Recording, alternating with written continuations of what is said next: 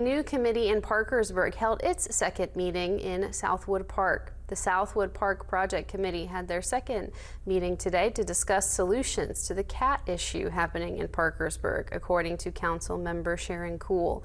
The meeting is still in the beginning process, and the committee is not releasing any information about the solution at the moment, according to Jessica Powell. The main goal of the group is to save as many cats as possible. Powell says the committee made some great progress during the meeting today.